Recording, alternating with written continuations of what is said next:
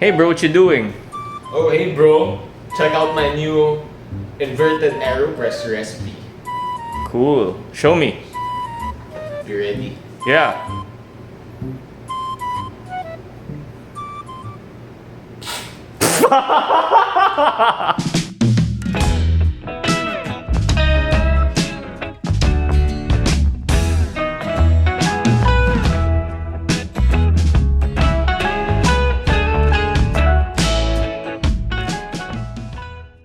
So we wanted to share with you a recipe using the Aeropress with the following objectives.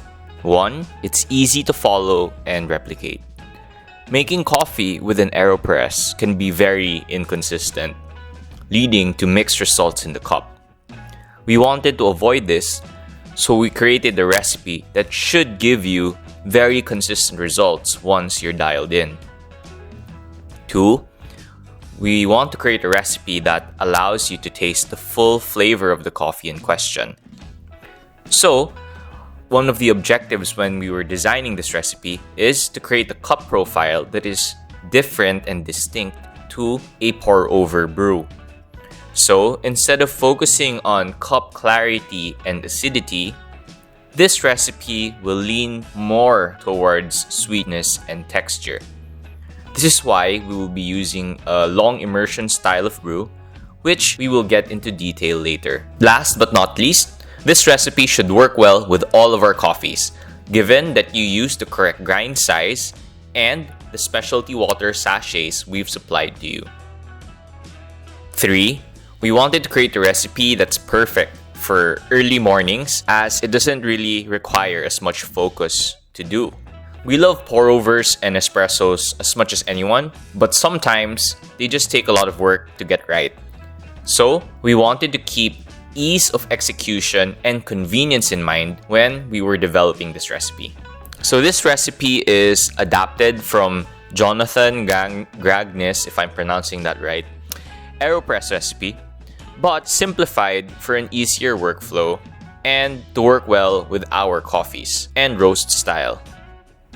So, with that out of the way, here's what you will need. First, we'll need 16 grams of coffee, ground medium fine. We use 2.4.0 on the Kinu M47 and 2.7.0 on the Niche Zero. Keep in mind that different grinders will perform differently, even if it's using the same grind setting. So, you will need to dial it in on your own. Next, we'll need 240 ml of water heated to 100 degrees Celsius. Last but not least, we'll need to get your Aeropress ready using either one paper filter or the fellow Prismo attachment. So the recipe is simplicity itself. Add 16 grams of coffee to your Aeropress, then add 240 ml of water all at once. Then, you stir the slurry in this back and forth motion while moving the Aeropress paddle upward so that you evenly hit and distribute the slurry. Let this steep for 10 minutes, and then once the 10 minutes is over, push lightly for 45 seconds to 1 minute. So why does this recipe work? Well, we are taking full advantage of the Aeropress's ability to do a full immersion, where coffee and water are in contact together for extended periods of time. By doing so, we are allowing diffusion to take place, wherein the coffee slurry becomes more and more concentrated and saturated with coffee flavor.